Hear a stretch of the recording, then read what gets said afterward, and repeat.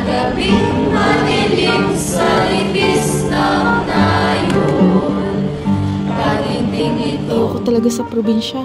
Ang init, ang bagal ng internet at tahimik masyado. Pero kailangan kong bumalik. Si Lola kasi ang nagaya. Bawat puso'y tumutugon sa nilalayo. Puno ng kawayan ay naglagigitan, lalo na kung hipa ng hangin amihan. Ang katahimikan nitong kaparangan, pinukaw na tunay nitong kasayahan.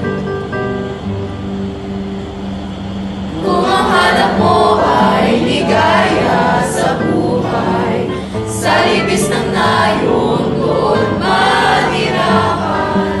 Taga-bukid man may gintong kalooban, kayamanan at dangal ng kabukiran. Kung ang hanap mo ay ligaya sa buhay, sa libis ng nayon doon manirahan. Taga-bukid man may gintong kalooban, kayamanan at dangal ng kabukiran. Ganun pa rin si Lola. Laging may kwento, laging may pagkain. Parang walang nagbago.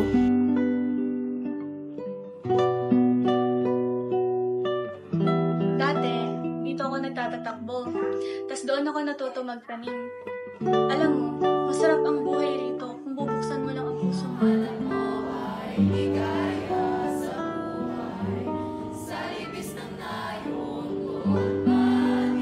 Ngayon ko lang ulit nalanghap ang amoy ng lupa. Narinig ang kanta ng mga ibon. Nalanghap ang preskong hangin. At naramdaman kung paano magmahal ang tahimik ng mundo. So yun po, tayo na sa bahay ng aking lola. Say hi, Lola!